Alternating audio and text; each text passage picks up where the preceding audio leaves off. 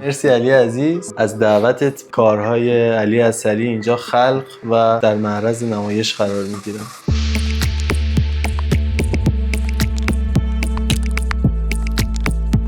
تصویر مال آدمیه که تصویر رو خوب بفهمه. چالش اصلی توی این پروژه‌ای که من تو حوزه صنعت دارم انجام میدم عملاً ارتباط صنعت و هنر یا دیزاین ایرانی با هم بوده. من از اون کارگردانایی میخوام باشم که فیلممو اگه 5 دقیقه‌شو ببینی احساس نکنی کلشو دیدی. به نظر من این ایده که تو خودت رو بیاری پایین برای اینکه با یک مخاطب فراگیرتری ارتباط بگیری، برای من یه جای کارش میلنگه و همیشه احساس میکنم که تو نباید این کارو کنی. حروف لباس نوشتار هستن و چه شکلیه که ما شخصیت‌های مختلفی داریم، تک به تکمون تون صدای مختلفی داریم. چرا تو نوشتار انقدر محافظه‌کاریم؟ ما اصلا تغزلی فکر میکنیم. نوع فکر کردن ما خیلی جاها تغزل، حتی صنعتگری هم که کردیم در طول تاریخ شاعرانگی درش هست.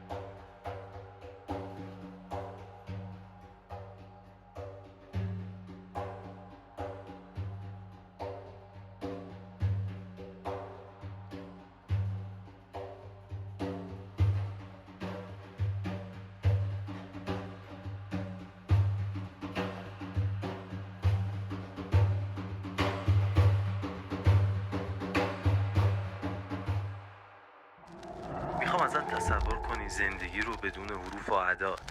صبح که از خواب بیدار میشی و ساعتتو میبینی هیچ عددی روش نیست. گوشیتو چک میکنی، وارد شبکه‌های اجتماعی میشی بدون هیچ حرف و کلمه‌ای. توی شهر قدم میزنی، هیچ ماشینی پلاک نداره، هیچ تابلوی راهنمایی نیست، مغازه‌های جسمی ندارن. به دنیای بدون تایپ حروف خوش اومدی. حالا ازت میخوام به تمام حروف و اعدادی که در طول روز میبینی دقت کن. پشت تک تک اینا یه طراح حروف و تایپوگرافر هست. ما اینجا در تایپ و تاک قرار نیست از حروف صحبت کنیم. قرار از طراحای حروف بگیم و اونا رو بیشتر بشناسیم. کسایی که با ما و اطراف ما زندگی میکنن و معمولاً به کارهاشون شناخته میشن، اما کمتر کسی از زندگی و کارشون باخبره. به فصل اول تایپ و تاک خوش اومدی. مرسی علی عزیز از دعوتت به این گوشه دنج.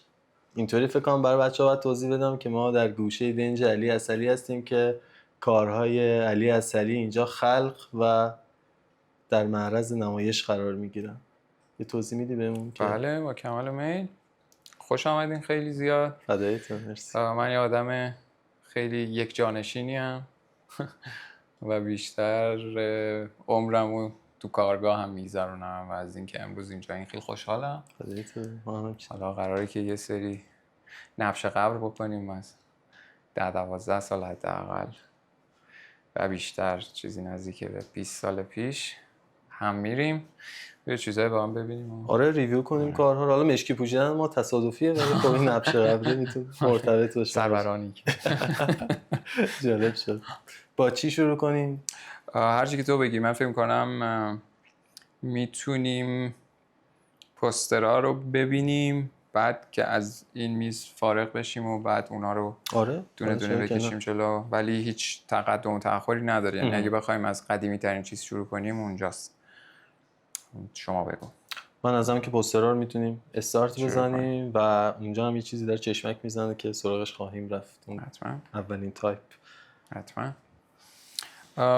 تقریبا فکر میکنم از دیگه این جدیدترین پوستری که توی این مجموعه اینجا دارم اصفهان. آره این پوستریه که برای ورکشاپ هم توی اصفهان پارسال طراحی کردم و مثلا تجربه جالبش این بودش که روی کاغذ متالیک اینو چاپ کردیم. تک نسخه است چون قاعدتاً دیگه پوستر مرده اصلا، پوستر چاپی به اون معنی، ولی خب کماکان ما عاشق پرینتیم. دقیقاً همه چی دیجیتالی شده.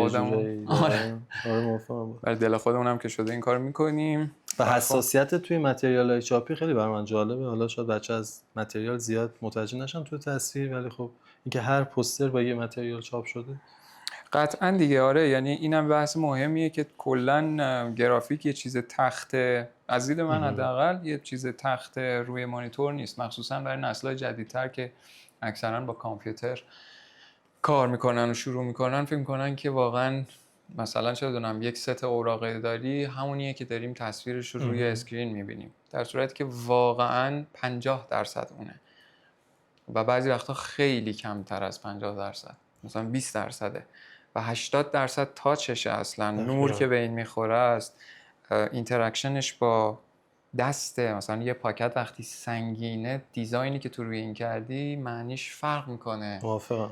چه بسا این متریال چاپی هم کمک کنه به اون گرافیکه، یعنی ارزش افزوده. دقیقاً یعنی یه چیز چند وجهیه. یعنی متریال هم بخشی از این کار است.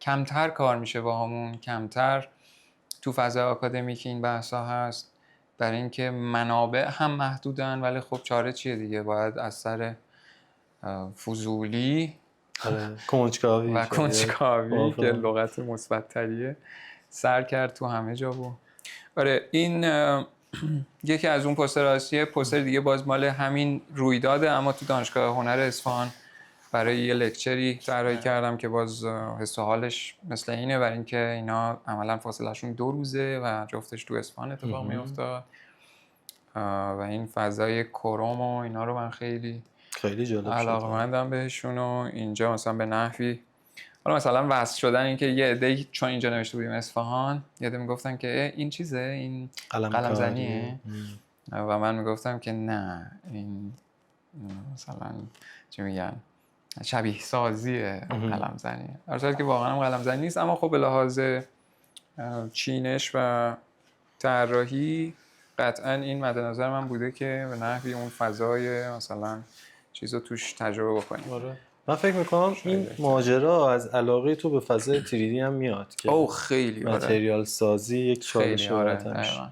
خیلی این یه پوستر خیلی خاطره انگیز و دلچسبیه وقتی تماشاش میکنم، برای اینکه این پوستر اولین دوره خط مقدمه تو سال 96 بهمن 25 بهمن 96 مهلت ثبت نامش بوده، یعنی چیزی تو اوایل اسفند شروع شده. پوستر خودم خیلی دوست دارم و گفتم که توی مجموعه باشه.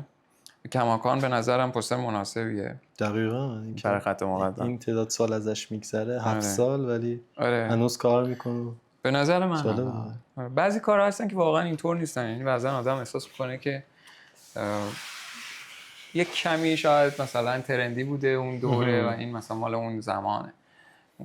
روح زمان هست تو همه کارها، ولی خب بعضا اینطور نیست. این باز مال یه دوره دیگه خط مقدمه که لترینگ این کارو دوست و همکار من امیر دهقانزاده کار کرد و من کامپوزش کردم و حالا یه بلایی سرش آوردم. اما اینم باز برای من یادآور اینه که امیر خودش کسی بود که توی خط مقدم دوره دید و قابل بود. قطعا ادعا نمی‌کنم که مثلا من چیز کردم، ولی این برای من خیلی خوشایند بود که یکی از بچه‌های خط مقدم داره دقیقاً پوستر خط مقدم و مثلا لترینگش رو کار میکنه.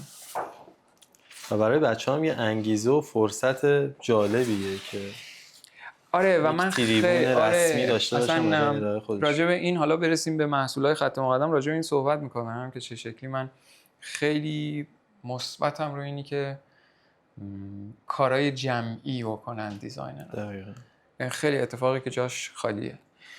این یه پوستر یا شبه پوستر یا تقویم دیواریه، برای سال 1402 طراحی شده تو سال 401 که به اسم فوران دماوند. این خب مال اون سال دیگه، یعنی سال 401 دماوند داشت فوران میکرد. این مناسبه بود با اون حال احوال و من خیلی هممون تو استودیو اینطوری بودیم که کار نکنیم، اصلا دست کسی به کار نمیرفت و مون تا شد اواخر بهمن اوایل اسفند بود و من یهو اینطوری بودم که نه امسال باید اتفاقا کار کنیم، حتما باید کار کنیم. آره شاید منفعل بودنه با کار نکردن. آره. به نشونه دیگه متفاوت. آره. و این یه کاریه که یادمان اون سال از دید من. اینجا شعر محمد تقی بهار: ای دیو سپید پای در بند، ای گنبد گیتی ای دماوند. آخرش هم خیلی پر آب و تاب تموم میشه. میگه از آتش آه خلق مظلوم و از شعله کیفر خداوند، بشکن در دوزخ و برون ریز، با دفره کفر کافری چند. شب. آره. اینا هم 12 تا ماه سالن دیگه که به 2 تا پارت 6 تایی تقسیم شده. انگار این صاحب یک صورت شده با این فوران و چشمی و ابرویی و مویی برای این پدید اومده و انگار این خشمی هم از بینی های این داره به بیرون دوت میکنه. برای این کار یادمانی بود و این اولین تجربه من بود تو درست کردن یک تقویم یه ورقه که قراره، یعنی چالش طراحی این کار این بود که این قراره 365 روز حداقل رو دیوار عمر کنه و نباید خسته کنه، باید چند لایه باشه، باید هر روزی بخشش کشف شه، باید دعوتت کنه، رو دیوار اذیتت نکنه، زود مصرف نشه و با ماهیت پوستر که معمولا برای یه رویداده و تو مثلا نهایت یه هفته 2 هفته نه 1 ماه اینو رو دیوار میبینی فرق میکنه. یه تجربه جدیدی بود. حالا اینی که گفتی از ساید مخاطبه، از ساید تولید یا خلق هم این داستان رو ما داریم 365 تا عدد که تک رقمی، 2 رقمی و 3 رقمی ماهای سال همه اینا قرار بیاد بشه 50 در 70 یا یه ابعاد شریفه. اساساً فکر کردم برای تقویمی که از موضوع خیلی جالبه که من تقریبا الان 5-6 سال داره میشه که حالا میرسیم بهش تو بحث محصولات خط مقدم که چه چالشی اونجا از سر گذروندیم برای اینکه تقویم رو بهش یه معنی شبیه خودمون بدیم. سوال کلی‌تر دارم ازت، چرا تقویم؟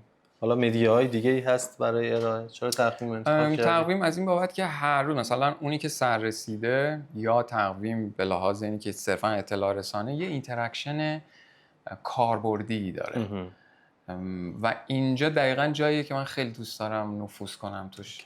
یعنی یه جاییه که تو هر روز باهاش درگیری و مثل تروجان تو میتونی حرفت رو خورد و مرور در طی روزهای سال. آره. یعنی مثلا بحث زیبایی شناسی اگه باشه، واقعا تو بعد از داشتن یه سررسیدی که حالا نشونش میدیم، بعد از 365 روز قطعا روی زیبایی شناسی حروف فارسی تاثیر گذاشته و مخاطب اون کار فقط مثلا بچهای گرافیک و نمیدونم تایپوگرافر و اینا نبودن، اصلا خیلی از آدمای عادی که میگم یعنی غیر دیزاینر، خواهان و یوزر این کاربر این سررسید بودن. جالبه. تو این سوالم ازت داشتم که خب مخاطب هدفت دیزاینرها بودن یا آرتیستا، ولی جوابی که دادی کاملا این سوال رو پوشش داد که آدمای عادی هم بعضا یا غیر هنری هم میتونن جذب این ماجراش. این یه چالشیه که همیشه وجود داره، اینی که مثلا تو یه کاری انجام میدی، به نظر من این ایده که تو خودت رو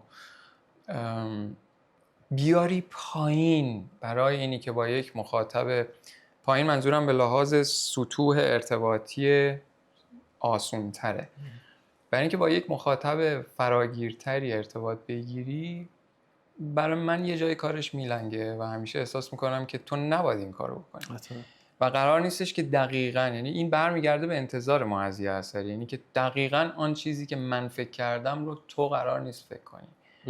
نگاه بالا به پایین اصطلاحاً رایج و مرسومه. آره یه بخشش اونه و یه بخشش هم اینه که مثلا میگن آقا تو همه این فکرایی که داری میگی آیا همه میفهمن؟ من میگم مثلا دلیل نداره همه بفهمن.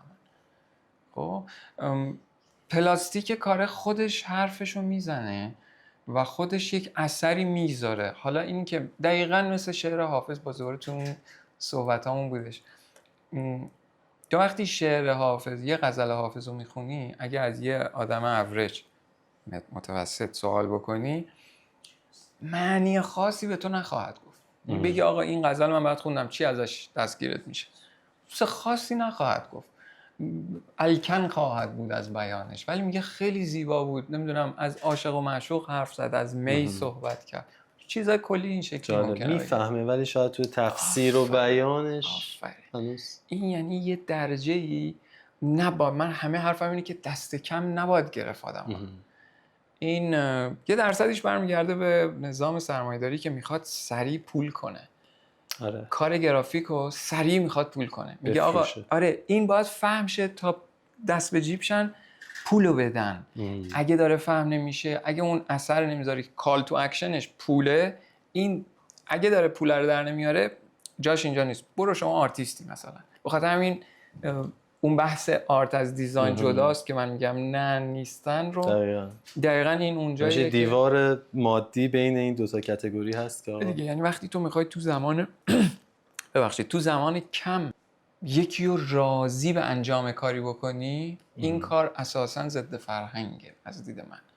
خب بله داریم عناصر فرهنگی که تو زمان کم اثر میذارن و فرد کاری رو متناسبش انجام میده که خیلی قوه‌های قوی هن، مثل اینی که تو مثلا بری توی یه موسیقی بومی رو داری میشنوی و مثلا همه اگه دارن سری تکون میدن تو هم ناخودآگاه شروع می‌کنی سر تکون خوردن و انگار که اصلا تو هم میشی یه بخشی از این توی طول زمان کوتاه. آره شدنیه، ولی بحث من دقیقاً برمیگرده به اون تیکه‌ای که گرافیک رو اینطوری یا دیزاین رو اینگونه معنی کردن که تو بنده پول در آوردنی، نه که پول بد باشه، نه اینی که کوتاه مدت اثرگذاری بد باشه، نه واقعا این ضرر میزنه، آسیب میزنه به لایه‌های فرهنگی تو.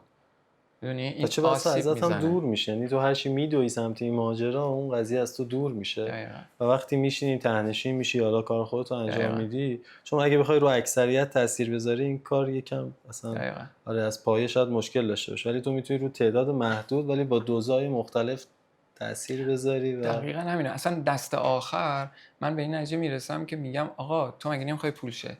من گارانتی میکنم و کاری رو انجام میدم که اتفاقا اونو هم داشته باشه. توجه هرم بگیره، دست به جیبرم بگیره، ولی این حداقل کاره.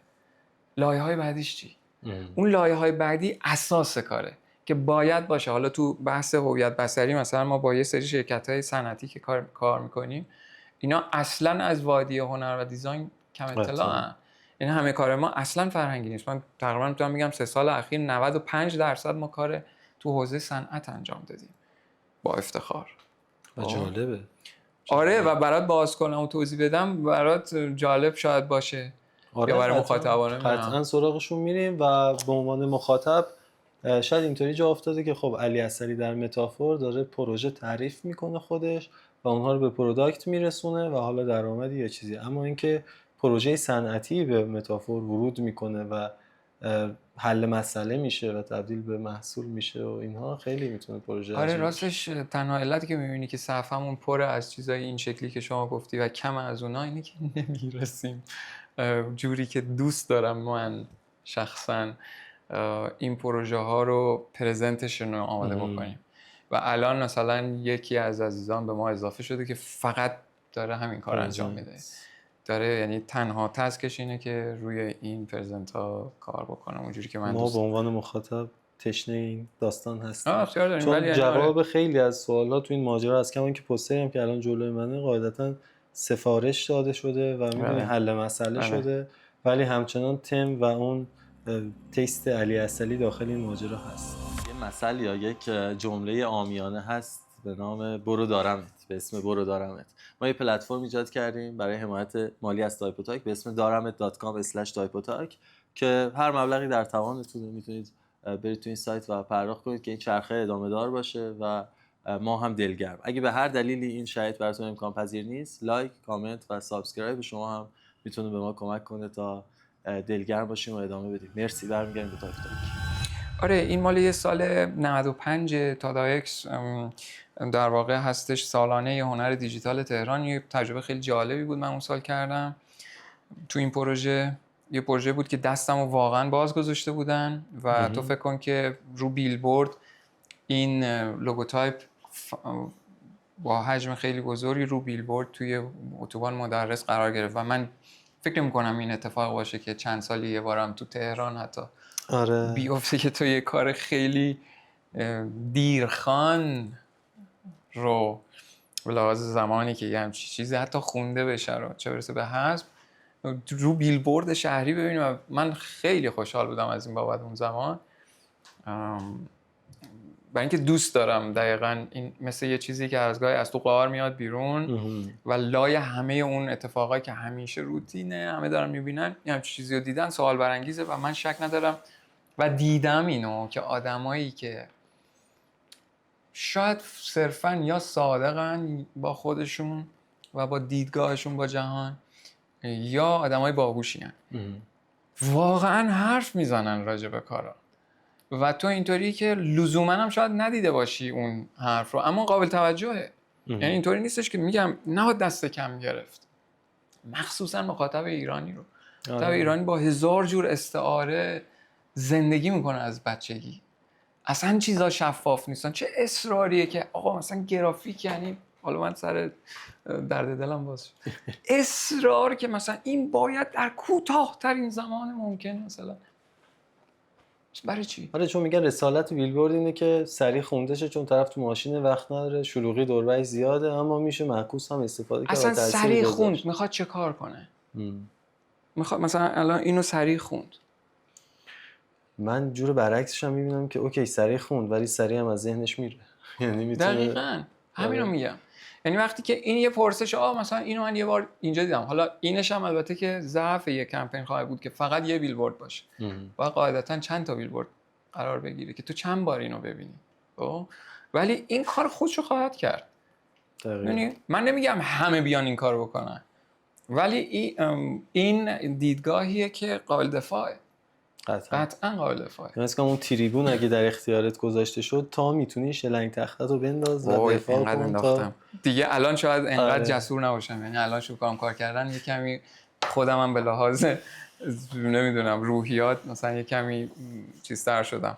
این مثلا یکی از پوسترهای همین ایونت، این یه پوستر دیگه همین ایونت سالانه هنر دیجیتال تهران حتی نقطه ندارم این نیفته و اینم سومیشه. سال 95 خب واقعا تو اون اقلیم حتی رنگاش هم چیز بود. از همه نظر پیشروه. علی میخوام ازت راجع به ترس بپرسم. تو قاعدتا توی این پروژه های کارهایی که داری میکنی کلا ترس رو کنار میذاری و دلو میزنی به دریا و شاید هم اون پی رو به تنت میمالی که آقا من قراره فوش بخورم شاید. اوف اصلا میخواستم دقیقا همین کلمه رو به کار ببرم. آره خب چطوری بالانس میکنی؟ اصطلاحاً الان تو دنیای حاضر بهش میگن هیت شدن. قاعدتا علی اصلی زیاد هیت شده به خاطر کاری که انجام داده.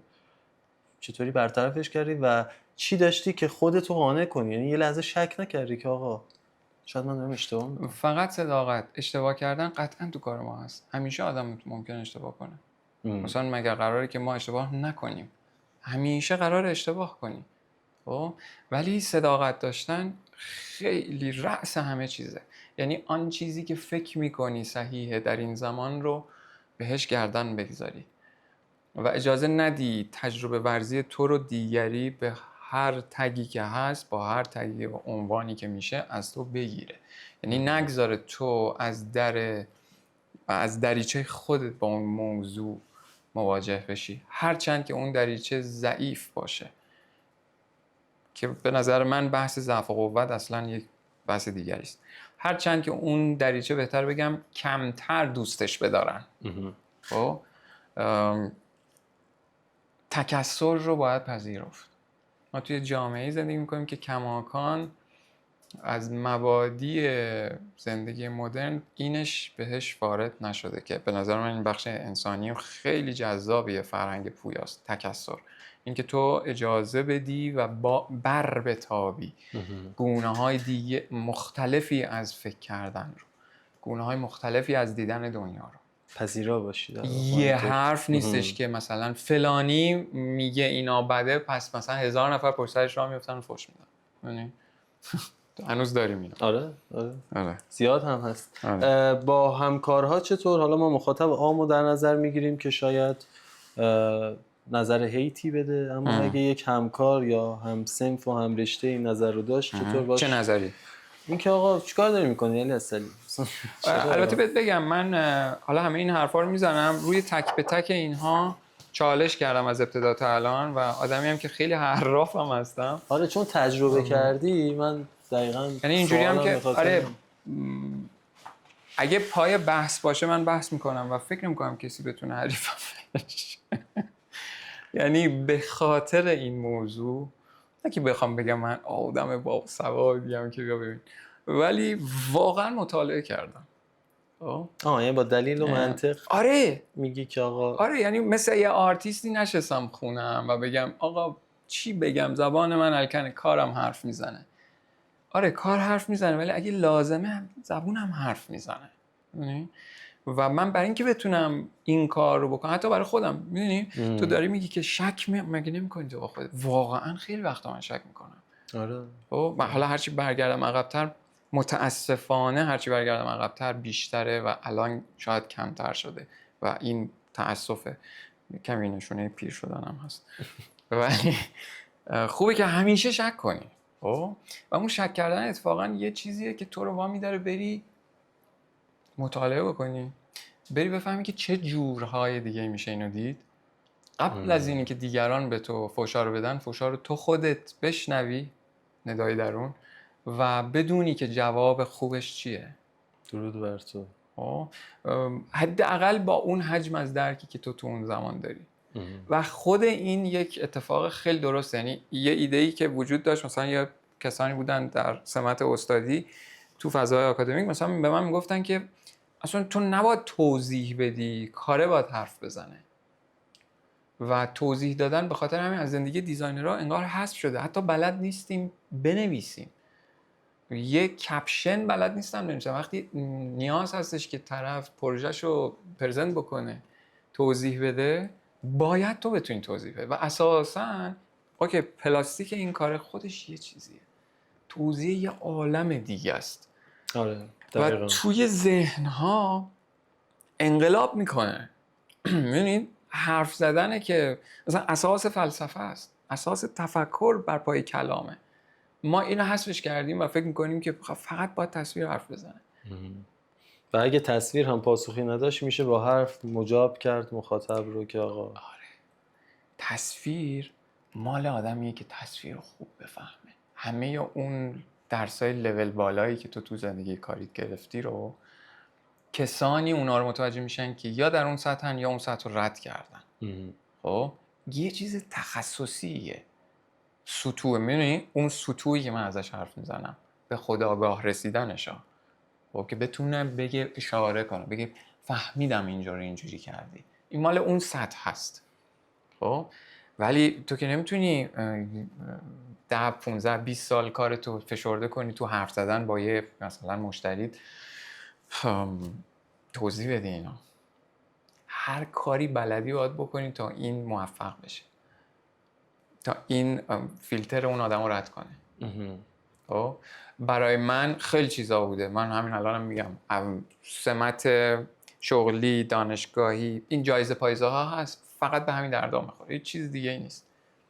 خب چه بدونم دکتر فلانی الان اومد، خب این خودش مثلا چیز میکنه، ملت اینطوریان که اوکی یه آدم با سوادیه. و تو هم خب بی سواد نیستی. من یه موقع اون دفعه بهت گفتم نگاه میکردیم یه آدمی داره یه چیزی رو نشون میده یا یه کاری رو داره از این فیلترها رد میکنه با دستمزد خیلی خوب بالا که تو هر چی که فکر میکنی باور نمیشه که این کار مثلا اتفاق افتاده. خب ولی وقتی میری به خوردش میفهمی که خب این تونسته اینو ارائه کنه، بازی رو بازی کرده، روایت رو تونسته. اون نقاله بود که گفتم دقیقاً. تو وقتی که تئاتر میری یا سینما میری اگه نگیره تو رو، تو همینجوری تو انکاری. شاهکار رو هم نشون بدی ولی بلد نبوده باشی نبض این آدمی که نشسته رو بگیری، برسونیش به دقیقه 45، برسونیش به دقیقه 50. نمیتونی از اول فیلم بگی خب بینندگان محترم لطفاً تحمل کنین این 45 دقیقه رو تا برسیم به دقیقه 50 مثلا، و اونجا یه اتفاق خیلی خوبه. اصلا جوکه. ما میریم 50 دقیقه دیگه میایم. خب تو باید بتونی 50 دقیقه اینو بکشونیش. تا یه جایی اسم میکنم مسیر رو تو باید راه رو باز کنی، راه کار رو باز کنی. از یه جایی بعد دیگه این راهکار خودش رو انجام میده، میره جلو. هزار تا نکته هست، میدونی؟ هزار جور آدم شناسیه، جامعه شناسی، حتی موقعیت شناسیه، EQ، IQ. دقیقاً. از همه اینا تو میتونی استفاده بکنی. جهان بینی، خیلی خیلی تاپیک های زیاد. یعنی صرفاً خط و فرم از کسی اسم میکنم آرتیست یا دیزاینر شاید نسازه، یعنی آدم پشت این خط و فرمه که ما ببین یه کودک داره بهترین چیزها رو درست میکنه، صادقانه ترین تصویرها رو، ولی یه اثر کودک رو تو چقدر میخری؟ و چقدر برش پول میدن؟ آره. اگه به ارزش باشه اون کار ارزشمندترین هاست، برای اینکه خیلی پیوره، خیلی خالصه، ولی اون شخصیت پشتش نیست. در واقع انگار به نحوی هنری اینه که تو بشه اون ساله، تو همه سیره رو طی کنی و دوباره بشی این بچه با همون حد از صداقت و جسارت. حالا ولی دیگه براش تره خورد میکنن، چون پشتش یه آدمیه که یه کاراکتر ساخته است، یه دایره چرخ کامل زده. درود بر تو. بحث جالبی شد. برای بحث جالبی. اینا پوسترهای ترانه آزاده، برای من خیلی خاطر انگیزن. چه سالی هم؟ این 92 فروردین 92. این اولین پوستریه که من برای ترانه کار کردم. اونجا ذکر خیر آریا رو کردیم، الان هم میکنم. یکی از بهترین تجربه هایی بود که من واقعا اسم جوونیمو بذارم در ایام جوانی و ورود جدیم به این حرفه. این پروژه ترانه آزاد که یه پروژه جمعی بود و شاید مثلا ماهی 2 ماهی یه بار تو یه سفارش طراحی پوستر داشتی.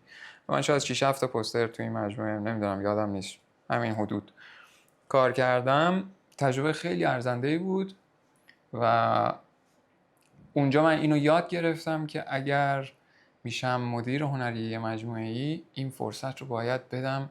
و یه مدیر هنری خوب کسیه که تالنت‌ها رو پیدا بکنه صداهای جدید رو پیدا بکنه و به اینها تریبون بده، بذار خودشون بده و بذار آره هیچ دخالتی توی طراحی اینها نمی‌کرد آریا.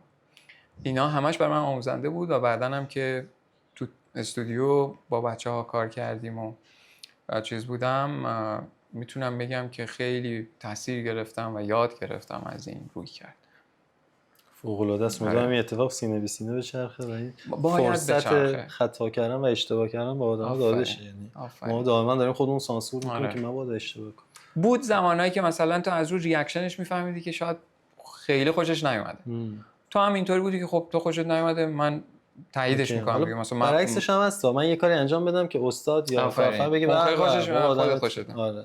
یعنی بود زمانای این شکلی هم، ولی اصولا اینطور نبودش که بگه مثلا نه این که اصلا مناسب نیست. حداقل با من این تجربه اتفاق نیفتاد و هرچه که بود کار میرفت جلو و بعضا این آرتیستایی که اینجا هستن شاکی هم بودن مثلا که مثلا این کاری که تو کردی خودش یه آرت که ربطی به کار من خیلی نداره و منم اینجوری بودم قرار نیست ربطی به کار تو داشته باشه، تو که کارات این پشت دیگه و مثلا میشد مثلا کار تو برداشت گذاشت اینجا و اینم که لیات چیزو سمت پوستر نمیخوای که اینم دو طرفه اینو آره این ایده رضا آبدینی بود که پوستریه که 9 تا میشه، این الان تا نخوردهشه. حالا بعداً تو سالن دارم شاید براتون میارم. این در واقع میشه پوستر بروشوره.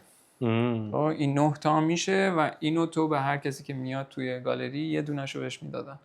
قطع کوچیک کار چند لتی. آره این شد یه چیز انقدی، یه بروشور انقدی بود که به تو میدادن، این روش بود. یعنی شناسه یه کاره یه جورایی اینجا بود و خود این چالش طراحی این پوستر هم این بودش که تو باید حتما این باکس رو توی یکی از 9 تا خونه قرار میدادی، اینجا قرار میدادی، جای دیگه ای نباید قرار میگرفت چون که تو تا میافتاد و تو هر کدوم که میذاشتی تو صحافی اینو روی اون تا چیز میکنن که بیفته رو جلد. آزاد بودی که یکی از این 9 تا. آره اینش خیلی جالب بود و این اصولا دیزاین شده به دست ما میرسید. اینو دیزاینش میکنن خود این تکست ها و این لیاتی که اینجا هست و اینو یه پی ان جی تو داشتی که تو کارت بذاری و ما دخل و تصرفی خیلی تو اینا نمیکنیم. بعضن چرا یه شوخیایی با این باکس هم میشد و من مثلا خودم هم میکردم. حالا شاید نمیدونم تو این کارهایی که اینجا هست نیستن اونا، ولی باز این یکی دیگه از هم پوسترهایی که دوست دارم. آره مثلا یه جایی آره تا خوردگی فوق‌العاده است. درود بر آریا کسایی عزیز و رضا آبدینی. امیدوارم در هر اقلیم جغرافیایی ما فرصت اینو داشته باشیم که یه صندلی تایپوتک بشینیم حتما. آره حتما. دو حضور اینم یکی از اون کارهایی که باز اون موقع برای خودم هم جالب بود. 2 تا خواهر بودن که اینا ایرانی پاکستانی بودن و شبیه شدن این به یه هواپیما و بعد با یک برخورد شبه کوفی بنایی که تو باز توی افغانستان، پاکستان، ترکمنستان یه جورایی کماکان میبینیش و اینی که انگار داره این نخها رو از هم چیز میکنه. گسستگی جالب. آره دیگه پوسترها رو فکر میکنم اینایی که اینجا بود دیدین. درود بر تو. پس بریم سراغ یه کار دیگه. بریم یه ماجرا.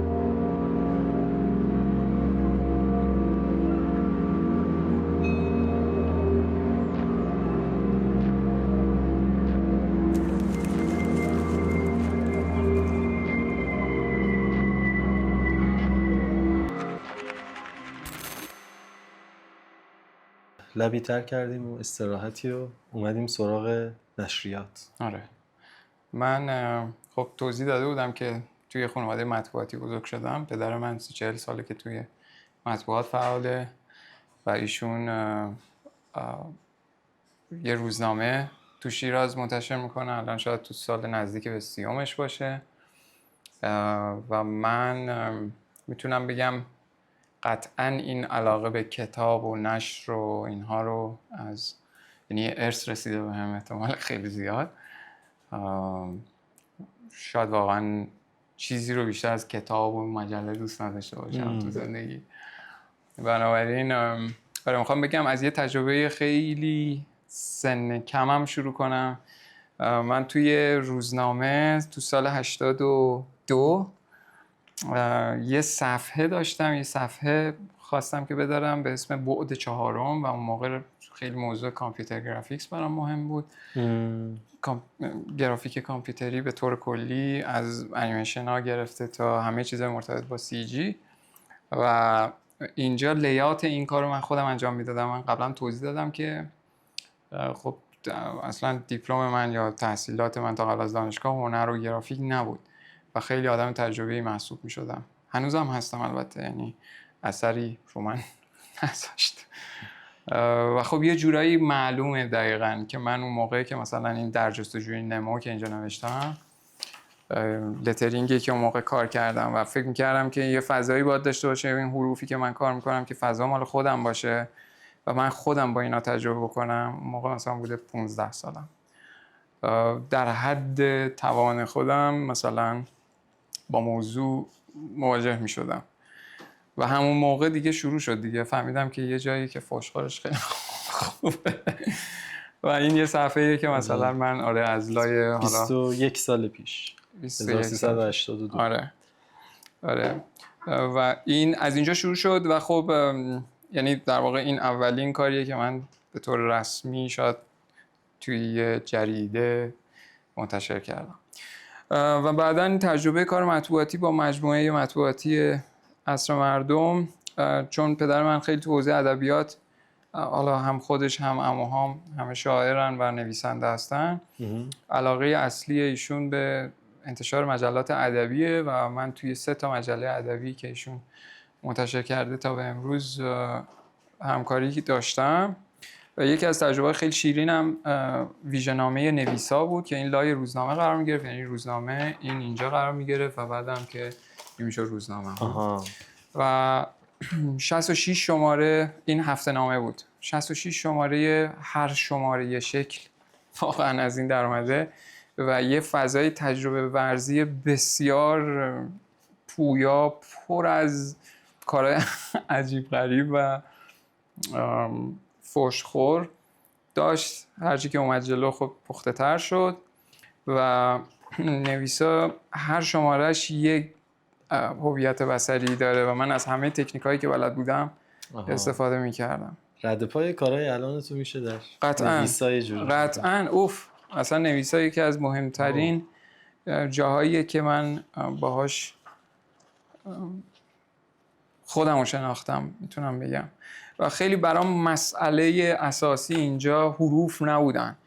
مسئله اساسی تو این سن و سال برای من تصویر و نگاه ما به تصویر و بهانه بودن همه چیز بود. یعنی که هر چیزی شاعرانه است اگر یه شاعر نگاش کنه. به خاطر همین از اسنپ شات ها و چیزهایی که خود من تولیدشون میکردم خیلی استفاده کردم توشون. بزنم جالبه سال 1390 کاری میکردی که الان بچه‌ها دارن با هوش مصنوعی انجام جدی مخصوصا تو اون شماره خیلی بولد بودیم. آره اینا مثلا تیریدی ان دیگه، اینا همه مدلای از این فضا ما به این فضا میرسیم که عجیبه. آره یا مثلا یه شماره دیگهش تکان میدهد باد زنگوله ماه را به گونه سیبی در شاخه‌ای بر شاخه‌ای. و من ارتباطم با ادبیات اینجا خیلی جدی‌تر از هر زمان دیگه‌ای شد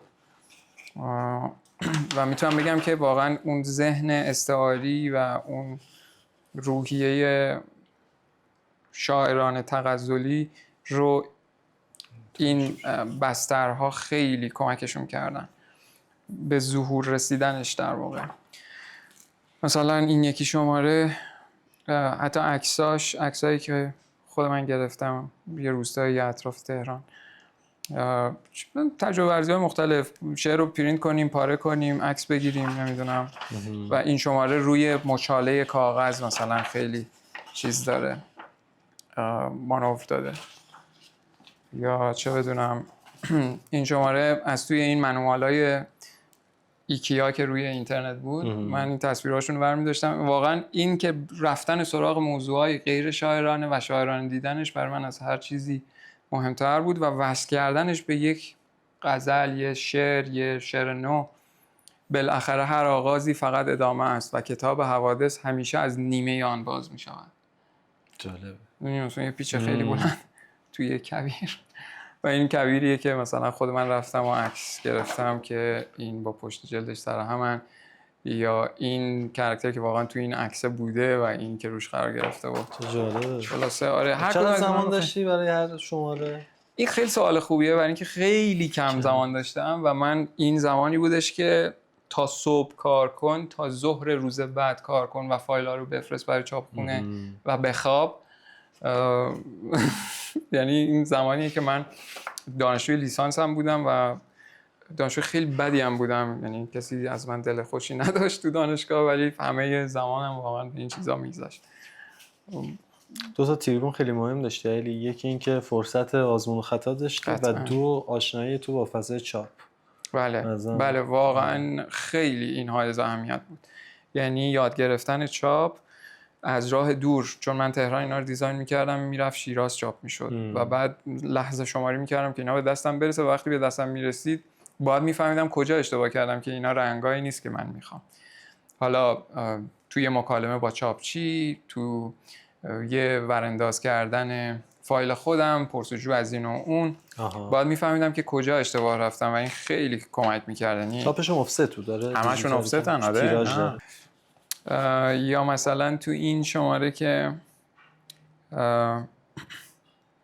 خیلی یه دستنویسه، مثلا توی یه دفترچه که من انجام داده بودم و برداشتم گذاشتم اینجا. دکل فشار قوی برق اولین باری که برای من موضوع شده واقعا تو نویساست، سال 90 و 2 سال بعد شده لوگوی متافور. آره، یعنی من این موقع واقعا درگیر شدم با این موضوع و کم کم این تجربه ورزی به کاغذهای دیگه رسید. مثلا هر چیزی که دستمون میرسید، بعضی از شماره ها رو 2 نوع کاغذ حتی چاپ میشد، شانسی میرفت دست یکی با یک کاغذ، دست یکی دیگه با یک کاغذ دیگه و به این حالا مثلا 7-8 تا بود از 60 تا شماره‌ای که در اومده و خب هر کدوم از اینا یه دنیای خودشو داره و یه ایده هایی که در واقع تو زمان خودش شاید من دنبال میکردم. شروع دهه 90 خیلی آره شروع دهه 90 برای من خیلی پرکار بود و بعدش تجربه مجله اتفاق افتاد که مجله هنگام قبلا یک ویژه‌نامه بود مثل نویسا که لای روزنامه در می آمد و بعد از تجربه نویسا که تمام شد با سردبیر هنگام به این نتیجه رسیدن که مجله بشه، مستقل بشه و اینجا جایی بود که من دیگه به تایپوگرافی یک نگاه کاملا انتقادی و یک نگاه یعنی با فکر و کانسپت خیلی معینی ورود کردم بهش و برای هنگام مجموعه حروف مفصلی طراحی کردم تو وزن‌های مختلف و حالا مثلا انتظاری که از مجله ادبی میرفت این بودش که این حتما باید با نستعلیق مثلا تو لوگوشو بنویسی، لوگو تایپشو طراحی بکنی و این تا روزهای آخر حیات هنگام هم ما داستان داشتیم سرش که مثلا آقا این خیلی زمخت صنعتیه مثلا و من اصرار داشتم که آقا اصلا میشه یک مقاله نوشت راجع به این و من لازم می‌دونین توضیح بدم که چرا اینطوریه. بی‌دلیل نیستی ماجرا، بی‌دلیل نبوده قطعا و من توی هنگام دیگه یعنی آنچه که نکردم نبود. برای سرفصلاش اینستالیشن انجام میدادم مخصوص هنگام و مثلا توی این شماره ایده اصلی چیز بوده. یه چیز خیلی خوب لایه اینه که یادآوری خاطره تلخه.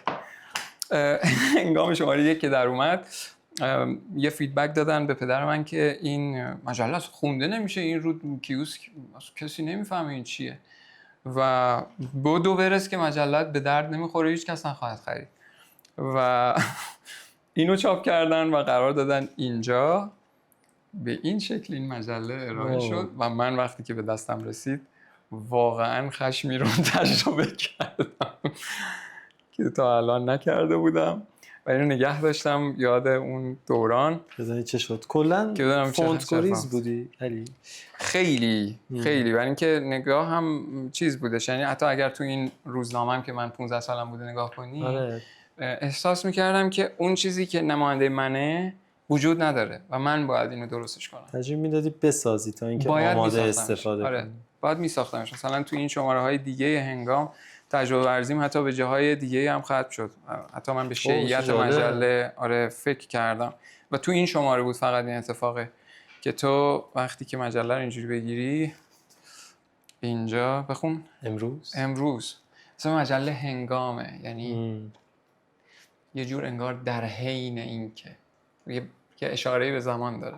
و وقتی داری مجله رو ورق میزنی امروز رو داری ورق میزنی و وقتی مجله تمام میشه و میخوای برگردی دیروز شده. چطور این مهندسی کردی؟ اینو قطعا ازت پرسیدم که آقا آره چطور به اینجا رسیدی؟ واقعا با فشار آوردن به مخ یه تکنیکیه که یه بار که تو یاد بگیری که یاد گرفتی، ولی کسی به من اینو یاد نداد و من میخواستم که این اتفاق تو این بیفته. فکر کردم که من باید اینو انجام بدم و خب ایده این بودش که باید من این تصویر رو میکشیدم، تخصش میکردم به تعداد این صفحات، هر کدوم از اینا یه ایمیجه که قرار گرفته رو لبه این کاغذای این طرفی میشه ایمیجی که این طرف درست میشه و کاغذای این طرفی ایمیجی که این طرف درست میشه. خیلی چالش بزرگی چون تو برش رو داری، خیلی عجیبی. آره یعنی مثلا تو باید میبینی یه جاهایی به موی باریک هم رسیده و بعضی جاها هم کچلی هم گرفته کوچولو، ولی خب دیگه کمک کرده بهش اصلا. آره مثلا این طرفش خب خیلی سرراسته الان تو این شماره.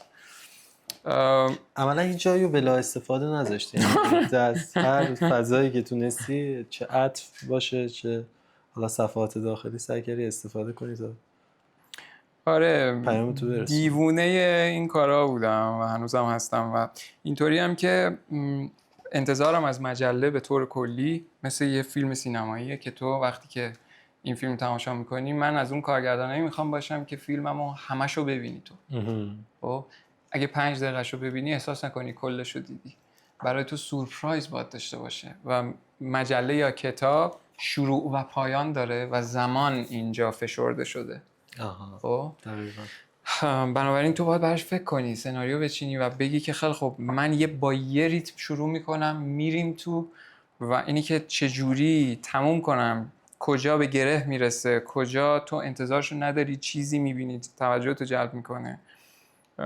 این خیلی برای من بولده و اصلا موافق دیزاینی نیستم که به اینش توی مجلات، کتاب‌ها و نشریات توجه نشده باشه و اینکه احساس کنم گذشته زمان اون موقعی که تو باید کتابی رو یا مجله‌ای رو درست می‌کردی که این خیلی استاتیک مثلا فقط با یک چیز اینجا نوشته بود با یه گرید خیلی معلوم و تو یه صفحه‌اش می‌دیدی انگار همه‌شو دیده بودی و هیچ وقت من این کارو نکردم. هیچ وقت تو هیچ دوره‌ای من این کار رو انجام ندادم. مثلا اینجا دیگه اینا رو با دست می‌نوشتم و اسکن می‌کردم با مداد شمعی در واقع. چون تجربه ورزی‌های حالا خیلی عجیب و غریب و اینها آره اینا شماره‌های از هنگامن که هر کدومشون واقعا هیچ کدوم تکرار قبل نیستن. مثلا مخصوصا تو سرفصل‌ها من این چالش رو داشتم که حتما یه اتفاق خیلی جدی بیفته. تو اونای دیگه اینستالیشنن که با خرج خودم مثلا پا می‌شدم میرفتم اینا رو اینستال می‌کردم، عکاسی می‌کردم. جالب پوستر همین کار اونجا هم داریم و آره این یکی از پیس‌های خیلی مورد علاقه خودم گفته بود. مثلا این موقعی بودش که داعش داشت حمله می‌کرد. یعنی مؤثر بود اخبار و احوال روز بر این چیز. داعش حمله می‌کرد دنیا. هنگام 94 یعنی در واقع از 92 فکر می‌کنم شروع شد هنگام 92 تا 94 2 سال خورده‌ای هنگام بود. این آخرین شماره‌ای که در اومد سال 94. و خب برادر من آرشیتکته، اونم خب توی این فضا هست و توی یه سالی تصمیم میگیره که یه مجله تو حوزه معماری در بیاره و مجله دال، مجله‌ای که در سال 95 درست بعد از یه سال بعد از هنگام منتشر میشه، 3 شماره در میاره و خداحافظی میکنه، ولی مجله‌ای که روی سن نشریات معماری واقعا موثر بود و من هم توش دیگه از دیوان بازی استفاده کرد. فروگذار نکردم. مثلا این صفحه تبلیغ متافوره. ما اینجا علی عسلی رو داریم میبینیم و میشنویم، ولی باید از سفارش دهنده ها هم اسم برد به نظر من، چون این روحیه ریسک پذیری و این فرصت رو گذاشتن در اختیار یه آدم که این کار رو انجام بده و امیدوارم سفارش دهنده‌ای از این دست تکثیر شن. یعنی حالا من از نظر اسپانسرینگ هم که نگاه میکردن، اسپانسر خیلی محدودی داشته هنگام، تقریبا نداشت. نه مثلا اینها مجله‌ای که واقعا تقریبا هیچی. تو دال داشتیم آگهی داشت دال، ولی چون خب فضای با صنعت ساختمان هم در واقع درگیره، فضاییه که آگهی پذیره، ولی فضای فرهنگی و ادبی واقعا خیلی کمه. روی جلد پشت جلد هر دو طراحی شده و این داستان اسپانسرینگ نیست، ولی همچنان این فضا رو در اختیار طراح گذاشتن که خودش باشه با بودجه شخصی کار پیش بردن خیلی ارزشمند. و راستشو بخوای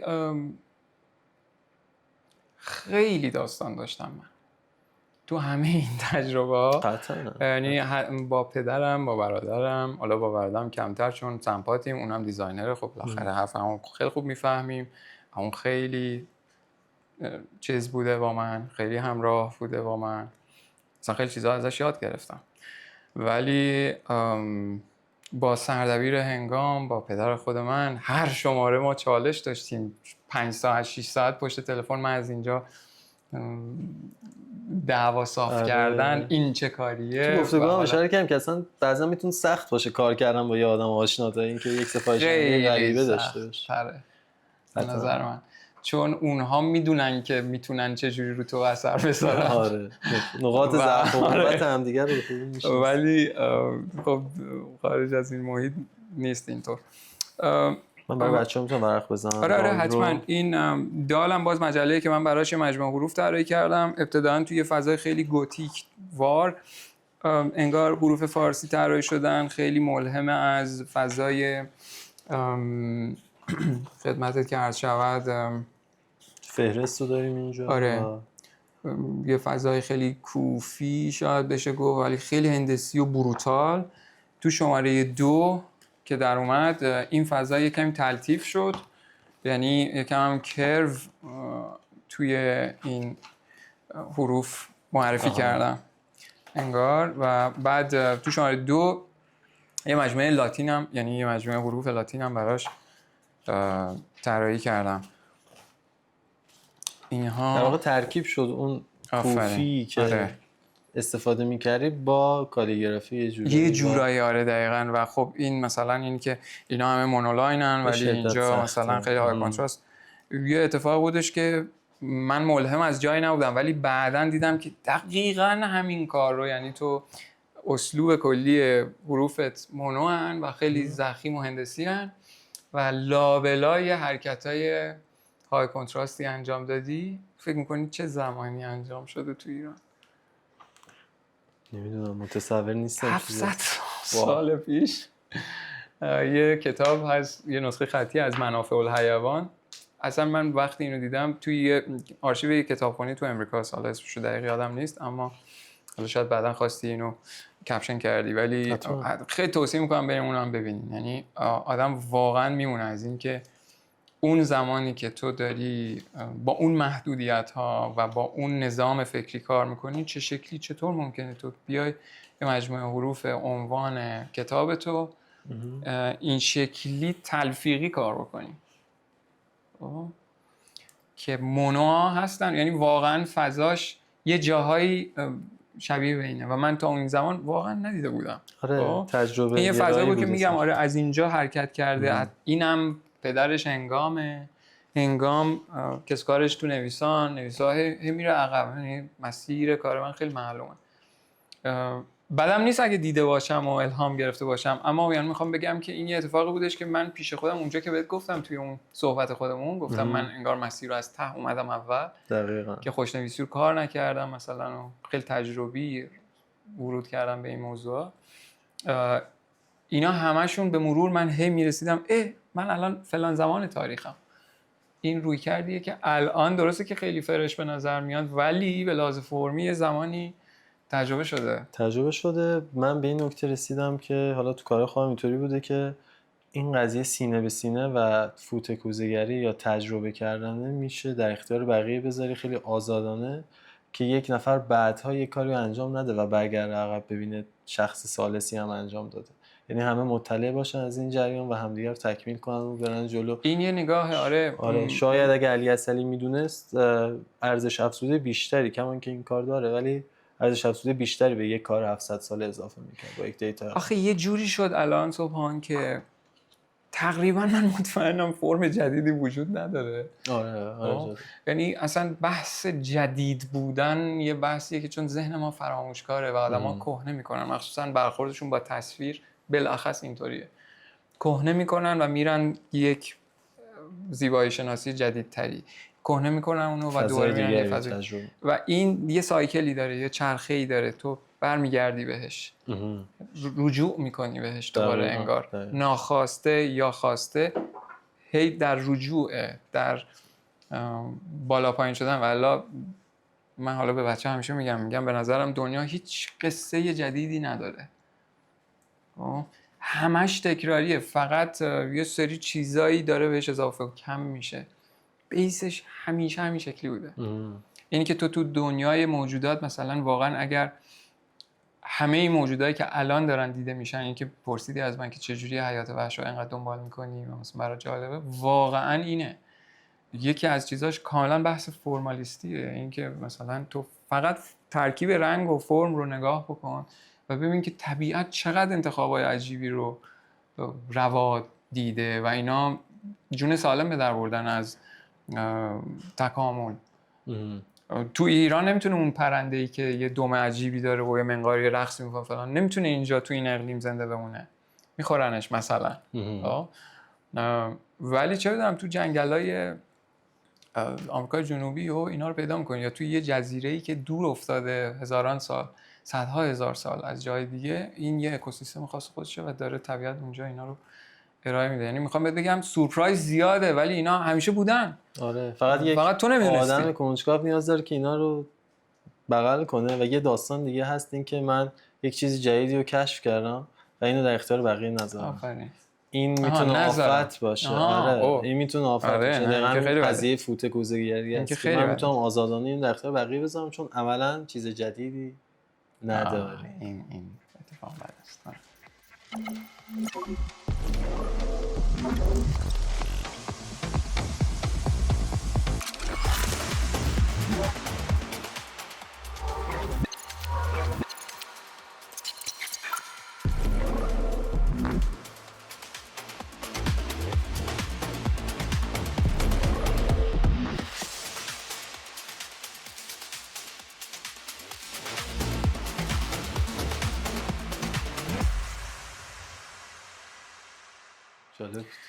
بعد تجربه دال دیگه مجله آتشه که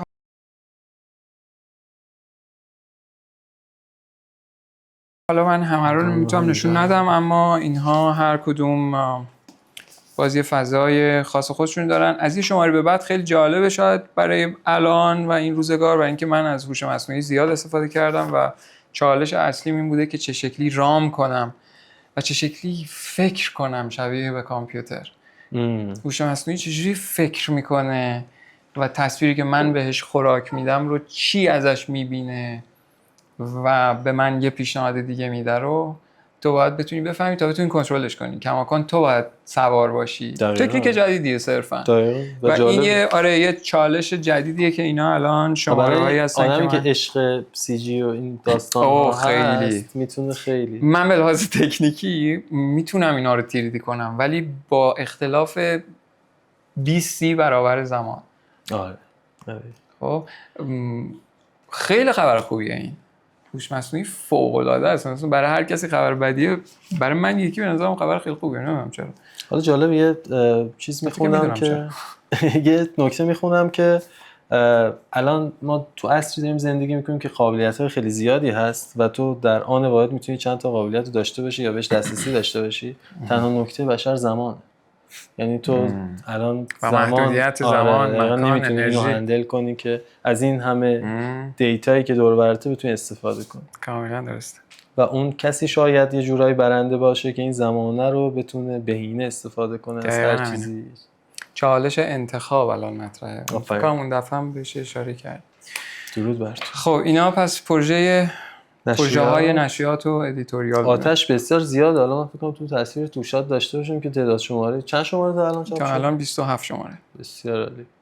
امیدوارم این داستان ادامه آره این ما یه کاری کردیم اینجا این حالا ترتیبش به هم خورده البته، ولی اونجا حالا بعداً اینسرت بگیرین معلومه که این از یه عدد 1 شروع میشه، همجوری همه اینا رو آرشیو کنین کنار هم، این کوه آتشفشانیش انگار میره بالا و امیدوارم که به این قله برسه تا یه 2 سال دیگه قاعدتاً با ریتم حتما و فکری داری برای بعدش که اگه به اون قله رسید اینو بچه‌ها هم ازم میپرسن، ولی نه چه دلیلی داره من برای 2 سال دیگه فکر داشته باشم؟ در لحظه تصمیم آره 2 سال دیگه اگه رسید چه فرداش اول فکر فردا کنم. آره و مطمئنم که یه فکری باحالش میکنم. بخاطر همین برای چی من الان ذهنمو درگیر کنم. عالی. آره خب ما بریم یک ساعت کوتاه بکنیم، بچهای ولو ببینن و میز رو مرتب کنیم برای به نظر میتونیم پروژه خط مقدم و یه چیزایشو ببینیم. بسیاره. آره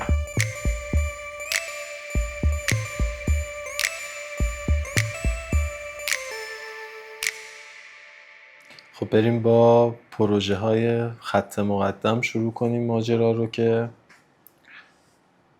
کم هم نیست. آره تو خط مقدم، خب خط مقدم میدونیم چیه، دوره‌های تاپوگرافی و لترینگ تجربی فارسی که من از سال 96 برگزار میکنم. یکی از مهمترین چیزهایی که من برام خیلی جالب بود و جذاب بود این بود که با کمک بچه‌ها و از کارهای بچه‌ها یه سری محصولات تایپوگرافیک تو همون فضای خط مقدم تولید بشه و این از چندین بابت حائز اهمیت بود برام. یک، انگیزه گرفتن بچه‌ها نسبت به اینی که یه کارشون واقعاً در بدو هم خیلی هاشون شروع کار و فعالیت حرفه‌ایشون بوده و هست، اینکه عملاً زود وارد این فضا بشن، این یه فرصت باشه برای هم دیده شدنشون، هم تجربه ورزیشون و هم یه جوری بشه یک نیروی پیشرانه‌ای برای اینکه ادامه بدن، انگیزه بگیرن. و از اون طرف هم وارد شدن این تو فضای اجتماع خیلی برای من مهم بوده و هست و فکر میکنم که هر چقدر براش وقت بذاریم، ماها باید بذاریم، کمه. اینی که من از یه جایی به بعد برای خودم، یعنی در واقع خودم بشم سفارش دهنده خودم، یه موضوعی بوده که خیلی چالش برانگیزه برای اینکه سختگیری‌های خودت، یعنی شاید چی میگن قول اصلی خودتی دقیقاً و بتونی خودت رو راضی بکنی کار خیلی سختیه. بنابراین خیلی حجم زیادی وقت و انرژی از ما برده، اما به شکل جمعی انجام شدن این پروژه ها و این برای من خیلی مایه افتخاره که لذت میبرم از اینکه چند سال میگذره ازشون و واقعا هنوز از بداعت نیفتادن. ما یه پروژه تقویم دیواری رو راه انداختیم از سال 96 شروع شد در واقع، ولی برای سال 97 بود. 97 شروع شد ولی برای سال 98 بود و 98 99 تا به امروز ما پروژه تقویم دیواری داریم که حالا 2 سال اخیر رو من خودم پوستر دیزاین کردم، دیگه جمعی نیستن که راجبشون کمی حرف زدیم، ولی این 3-4 سال باقی مونده رو در واقع پروژه‌ای هستن که ما هر سال سعی کردیم یه کاری بکنیم. الان از سال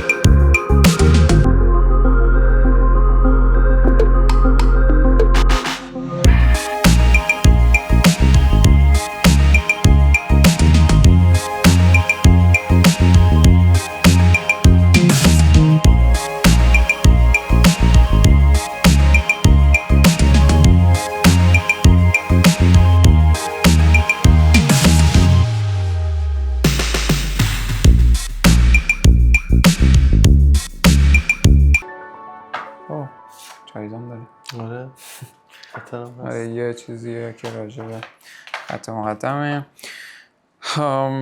این تقویم به شکلی طراحی شده که هم میتونه روی میز قرار بگیره و هم از اینجا الصاق باشه به دیوار. مثلا این چیز خیلی برام جالبه که برای شما بخونم، فقط هم یه تیکه شد چون منیفست طراحی و تولید اعداد بیداده در واقع. میگه که اعداد بیداد هم معلومه چیه، نه؟ میدونیم کلا طراحی کردن اعداد یکی از چالش‌های خط مقدم، یکی از موضوعایی که تو خط مقدم بهشون میپردازیم که خیلی مخفوله به نظر من. عدد طراحی کردن، اعداد فارسی طراحی کردن، ولی بر پایه ایداد بیداد این شده اعداد بیداد. و خب بیداد واقعا اینکه چقدر اعداد بیداد میکنن تو جامعه ما، لبریزیم ازشون. ناچارن. آره، یعنی با عدد خیلی حرفا زده میشه. میگه تقدیم به همه فارسی زبانانی که سر و کله زدنشان با اعداد سال اولی که این در اومده بود، این سال اولش نیست، به اعصاب رسیده است و بعدتر به استخوان، سال بعدش به استخوان رسید و کم کم به ریشه. سال بعد شد ریشه. آره دیگه، این کم کم به ریشه است که دیگه. آره جالب. آره این منیفست چیزه. حالا از اعصاب که گفتین این رو هم من نشون میدم به بچه‌ها که شاید نامرتبط نیست با ماجرای اعصاب. آره این در واقع تراکتیه که توضیح میده دوره‌های سنگر 1 و 2 و 3 رو که دوتای اول اسمشون هست سنگر اول در ذات، بعدی هست در صفات در واقع. آره این در ذات کهکشان هاست، در صفات انسان موضوع و در شخصیت که این دیگه میشه تخیل و چیز یه جور فرافرمه در واقع. حالا بحث راجع به اینا فکر می‌کنم الان طولانی بشه. آره. ولی که آره اینم هر صفحه عنوان، یعنی روال این تقویم‌های دیواری اینه که هر صفحه یه عنوان داره و یه مجموعه عدد مخصوص خودش. لزوما هر دو رو یک نفر دیزاین نکرده، مثلا اینو یه نفر دیزاین کرده یکی دیگه مثلا، یا بعضا هم هر دو رو یکی دیزاین کرده. خود منم مشارکت داشتم دیگه، یعنی سوای دایرکشن کلی و اینها، خود منم همیشه یه صفحه رو بیرون بود ننشستی دیگه، تو هم توی سنگر بودی. آره من خودم یعنی یه جورایی میگم من خودم اولین هنرجوی خط مقدمم. خب هنوزم هستم قطعا. آره چون فضای تجربه ورزی هست. هر صفحه پس یک حساب منحصر به فرد دی مثلا با عددهای خیلی اکسپریمنتال و یه فضای خیلی متفاوت و جالب بود که خیلی استقبال خوبی شد. و صفحه آخر هم یه صفحه آموزشی معمولا تو تقویم دیواری‌ها، مثلا این میگه پیدایش و تطور فرم اعداد در جهان، این که اصلا این فرم اعداد از کجا اومده. اتفاقا خیلی موضوع جالبیه که وقتی یکی اینو میخونه میفهمه که اعداد لاتین از اعداد عربی اقتباس شدن و اونا با حروف رومن عدداشون رو می‌نوشتن. سقدی هم اینجا داریم و خیلی جالبه این سیر رو خوندن و مطالعه کردن. یه جنبه تصویری هم داره، یعنی اگه کسی خواست اینو واقعا نگه داره به عنوان یه صفحه رو دیوارش کماکان جوری دیزاین شده که مثلا این رو ارائه که مد نظر داری تقویم بدون تاریخ مصرفه. راستش آره من خیلی ناراحت میشم اگه بشنوم مثلا این تقویم رو کسی نگه نمی‌داره میندازه دور، برای اینکه به نظرم فرا تقویم اینا مثلا فکر شده به هر نکته‌ای از این تقویم. دقیقاً سال 401 تصمیم گرفتیم یه سررسید، یعنی یه پروژه خودکشی راه بندازیم و اونم این بود واقعا بر پایه یه ایده که آیا ما میتونیم یه سررسید داشته باشیم که هر صفحش یه عدد دیزاین شده مخصوص خودش داره و جز بله میتوانیم چیز دیگه ای رو متصور نبودیم، پس میریم تو دلش. به خاطر همین آره این امسال قدر تو را بیشتر خواهم دانست. چه سالی میشه این سررسید؟ 401. آره سال عجیبه 400. آره دقیقاً.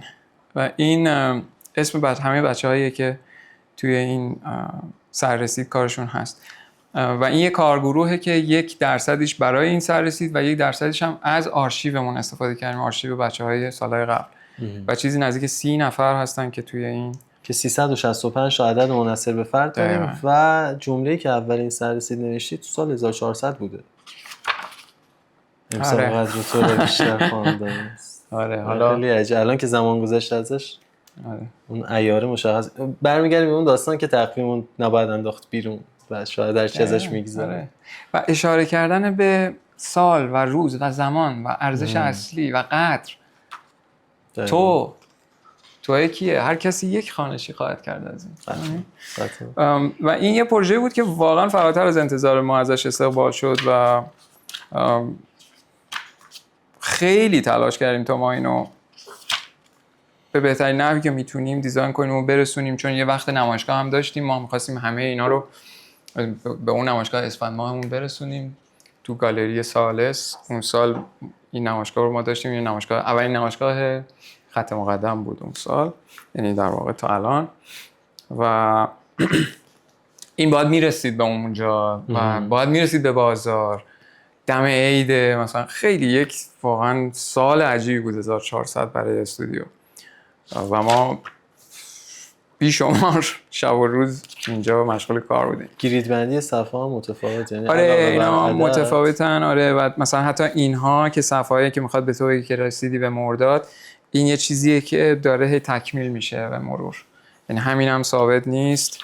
مجموعه حروفی که برای هفته هست، باز اینها در واقع برای ماه 12 ست دیزاین شدن که هر ماه متفاوته. هر ماه متفاوته اسم روز، یعنی شنبه یا شنبه هاش هر ماه متفاوت هست.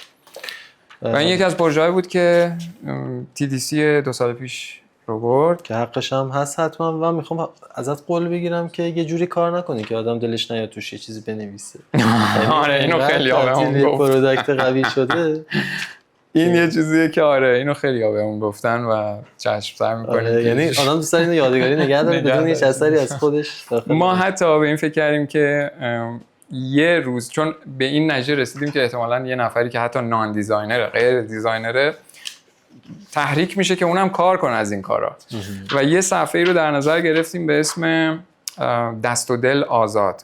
خب اول هر فصلی یه صفحه خالیه برای تجربه ورزی هر کسی که طالبه. و بعد ما نوشته بودیم که اینا رو عکس بگیرید و برامون بفرستیم و ما تو سالهای بعدی اگه این پروژه رو کار بکنیم. این صفحه است. دست و دل آزاد 3 مثلا ها. 4 تا است مجموعاً. اینجا نوشته. اینجا خط خطی کنین، طراحی کنین، شعر بنویسین، اگه دوست داشتین حروف یا اعداد طراحی کنین، هر حرف یا کلمه و هر عددی. دست و دلتان آزاد باشد فقط. آره و برای ما ارسال کنین، منتشرشون خواهیم کرد. @frontline.typo. آره و 2-3 نفر این کاری کردن. جالب بود. آره و نه بیشتر. آره این یه پروژه‌ایه که ما اون سال انجام دادیم. یه باکسی هم داره که اینجا نیست. ست بودن روی جلد و پشت جلد رو هم من به بچه‌ها نشون بدم که اینجا حروفه و اینجا سال ببره. آره. و صفحه آخر اینم که امسال قرار تو را خواهم دانست با شروع شد، یه صفحه از پر شکر. شکر. یعنی انگار اوکی گذشت شکر. اینم از این. ما یکی دیگه از کارهایی که تصمیم گرفتیم انجام بدیم، برای من خیلی مهم بود که یه مجموعه از کارهای بچه‌ها مدون هر سال در بیاد. ما یه چیزی به اسم یربوک داشته باشیم، سالنامه از گزیده از کارهایی که بچه‌های خط مقدم دارن دیزاین میکنن و 3 سالش ما تا الان در آوردیم. و خب بعد از این سال یه کمی اوضاع اقتصادی سخت شد. از این مهمتر اوضاع سر شلوغ ما خیلی دامن زد به این. یعنی این هم قرار بود 2 جلدی باشه و جلد دومش راجع به سنگر دوم باشه که موضوع بسیار جذابیه. دیزاینش هم کردیم ولی فرصت نکردیم وارد تولیدش بشیم. امیدوارم امسال حتما این اتفاق بیفته چون خیلی جاش خالیه.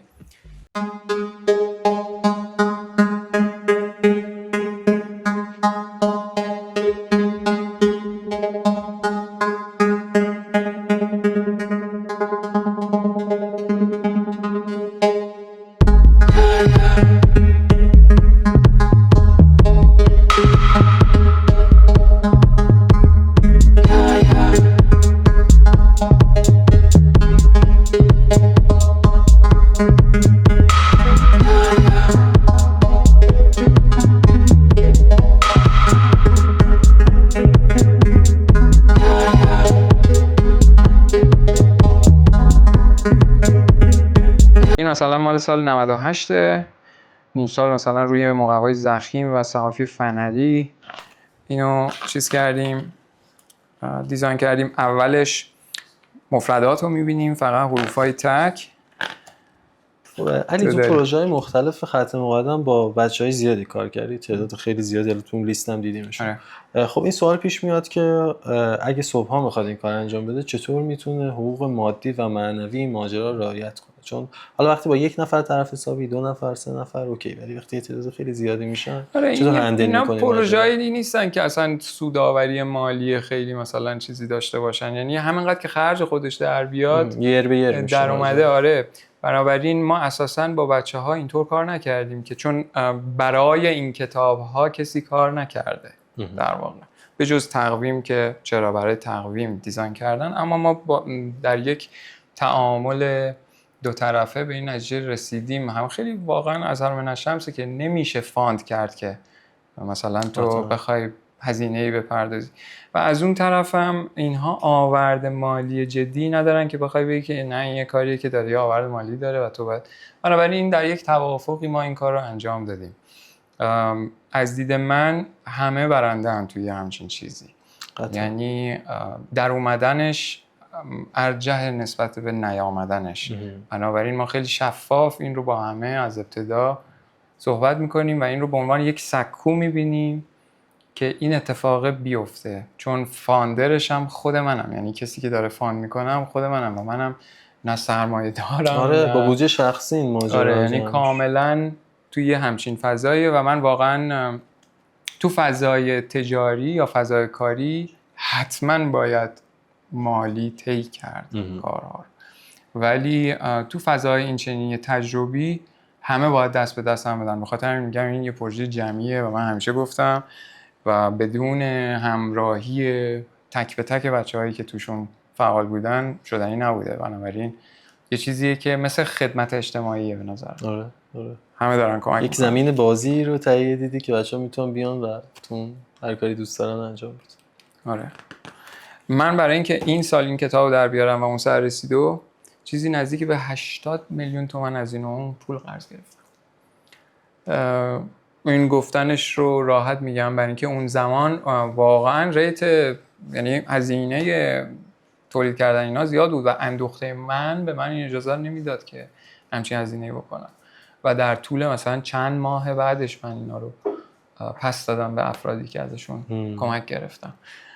یعنی میخوام بهت بگم که یه چیزیه که خیلی راحت و ساده نیست، اصلا راحت و ساده نیست و هر یه دونه این اقلام، یعنی مثلا فقط برات بگم که این مقوا رو تهیه کردن مثلا چه بر من گذشته تا این مقوای کرجی همونی که میبینی مثلا شب عید یکی به من اون تعدادی که میخوام بده درست ببره بره دست اونی که سیلک اسکرین میکنه روی این درست سیلک بشه، همه اینا بره دست صحاف که مثلا خاورانه و یهو تماس تلفنی‌های عجیب غریب با صحاف داری سر این کتابه که اصلا من سکته کردم. سکته، یعنی هر روز صحاف زنگ میزد، خدا رحمتش کنه. صحاف خیلی خوبی بود، آقای قانونی، صحافی رؤوف، اخلاق خاصی داشت تو کار. یکی از بهترین صحافای تهران بود واقعا، در جوانی از دنیا رفت. ولی تقریبا هر روز زنگ میزد با این لحن آقای عسلی این الان من اینجا چه کار کنم مثلا، و من اینطوری بودم که آروم باش به خدا درسته، قول میدم درست باشه. و بعد آروم حرف میزد میگفت نه نگاه کن مشکلی نیست اینجوریه، چون واقعا یه چیزیه که هیچ چیش مثل چیزای دیگه نبوده، شاید برای صحاف گیج کننده بود. یعنی بعضی جاها اصلا فکر میکرد چپ از صفحه و اشتباه چاپ خورده مثلا و یهو پنیک میکرد به من زنگ میزد و من گفتم هیچ خبری نیست، عمدی در کار درسته بود. آره. و خب این کتابیه که دیگه خیلی مفصل ما اینو در آوردیم، تایپ آلترناتیو فارسی. آره، این کتابیه که منتخبی از میگه جلد اول مجموعه آثار کارگاه ختم مقدم 99 تا 400 با خون دل فراوان ولی بسیار لذیذ، کارهایی که به نظر من تا همیشه جذاب ورق زدن همچین کتابی از بابت‌های مختلف. حالا الان اینجا نمی گنجه که بخوام توضیح بدم تک به تک که منظورم از این حرف چیه، ولی در یک کلام واقعا میشه گفت که مرزهای تشخیص پذیری حروف رو که خیلی بحث اصلی است تو خط مقدم،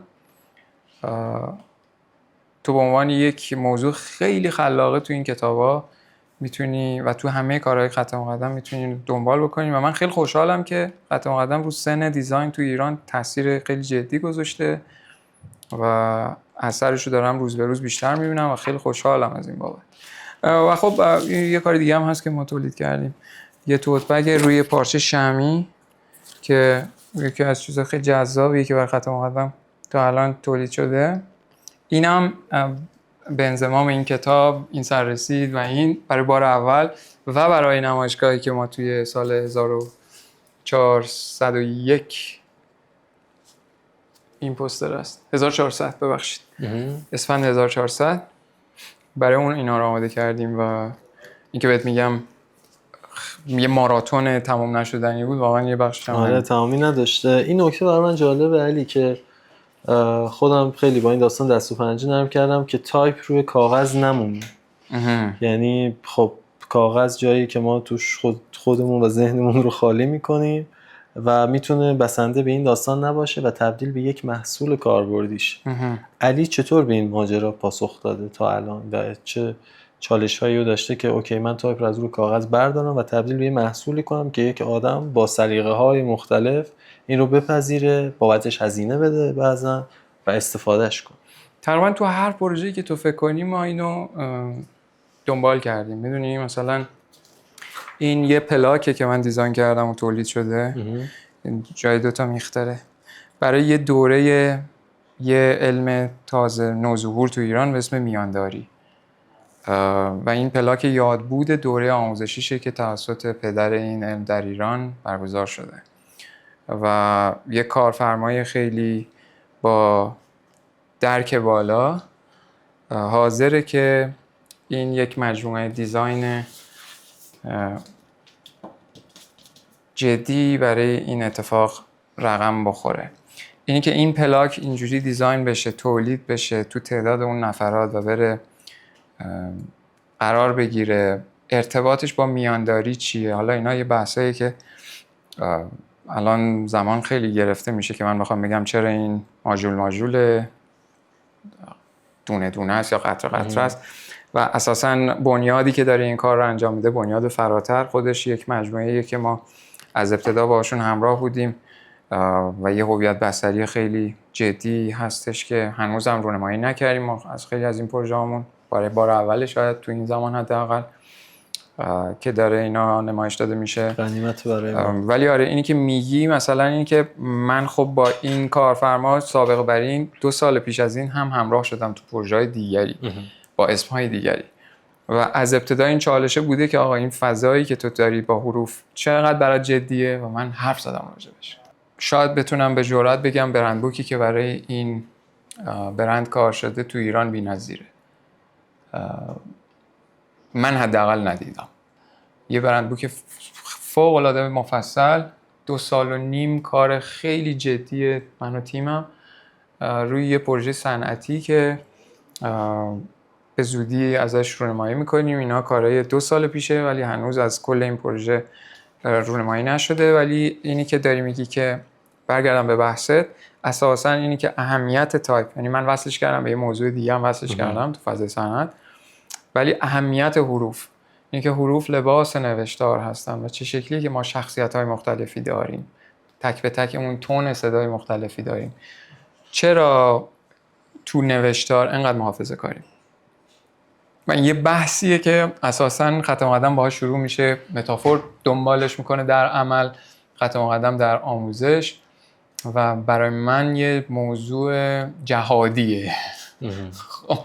یعنی اینطوری هم که به خاطر همین اسمش اصلا خط مقدمه. دارم میگم فرهنگ نابود میشه اگر به نوشتار توجه نکنی.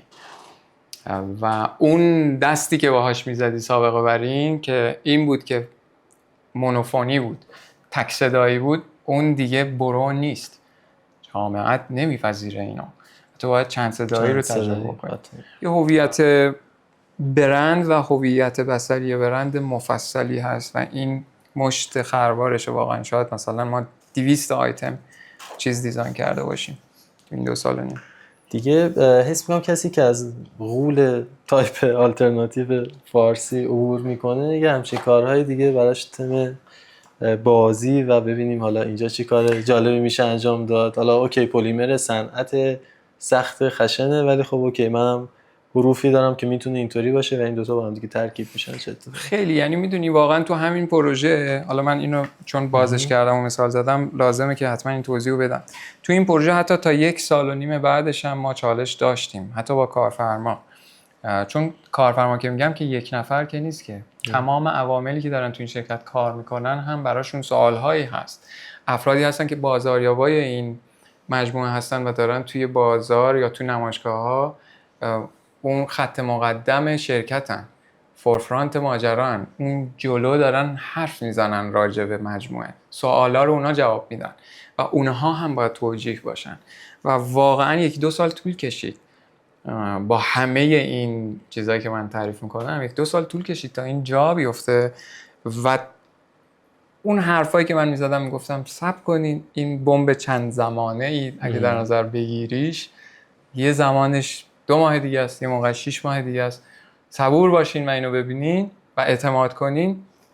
بعد از 1 سال و نیم به نظرم اینا انقدر متفاوتن الان و جا افتاده. این ابتداعا قطعا همه ایرانیان نسبت به چیزی که سخت میخوننش میگن ناخواناست، چه دلیلی داره، این چرا فلان، این چرا بهمان، چون صرفاً فرزند این فضا هستن که همه چیز رو نسبت به نوشتار با یک روی کرد دیدن، خیلی محافظه کار دیدن و ما دیر زمانی نیست که وارد این فضاها شدیم کلن و یه چیز نخبگانی نباید بمونه. آره یه چیز عمومی باید پیدا بکنه و تو نسل‌های جدید قطعا این شکسته خواهد شد، برای اینکه وصلن به دنیا و متوجهن که تو دنیا چه اتفاقایی داره میفته و میفهمن هر چیز جاش کجاست. دقیقا. حالا نمیدونم آشنایی من با حروفه یا شاید یعنی اوکی خوندنش که پلیمر پیشرفته دانا رو راحت خوندی میشه. آره اوکی بود. ولی خب تو نگاه اول کنجکاوی برانگیزه. آره من بهت قول میدم 1 سال دیگه خیلی راحت خونده میشه. آره 2 سال دیگه هیچ کس سوال براش نخواهد، چون این به من ثابت شده تو پروژه مختلف. قطعا یک زمانی بودش که مثلا چون تو هنگام ما یه کارایی میکردیم و وقتی من اینا رو منتشر میکردم یه عده واقعا نمیتونستن بخونن یا سختشون بود، همون آدما کارهای سخت‌تر از اون رو الان دارن میخونن. و یه چالش من اینم بگم چون اینجا واقعا جای بحث تخصصی تایپ اینجا هست دیگه. این کتاب من نشون یک دختر بچه 7 ساله دادم و مفرداتش رو ازش خواستم که بخونه. باور میکنی با یک سرعتی که خود من نمیتونم بخونم میخوند؟ ذهن سیال و بازش کمک میکنه، چون فقط این تصویرات تو ذهنش محکم حک نشده. چارچوبایی که خودمون برای خودمون ساختیم. صرفاً به این علت. و هنوز اینطوریه که میگه من خودم رو سواددار حساب نمی‌کنم، هنوز خاطر همین نوع نگاه کردنش یه نگاه انتقادیه، کماکان چیز فکر میکنه، یعنی نمیگه که من یه الگویی که دیگه مولا درزش نمیره این اون هست یا نه، اگه اون نیست که خب این که اصلا این چی نوشتی زور اضافه هم نمیزنم. یعنی این هنوز چارچوبا رو چیز نکرده و خیلی اتفاق عجیبی بود. خونده شد اسم برند. خب بعدش چی؟ یعنی بعدش تو چه حرفی داری برای گفتن؟ اینکه حالا صرفا خونده بشه یا خونده نشه یک جزئیه در یک کل خیلی بزرگ. دقیقاً.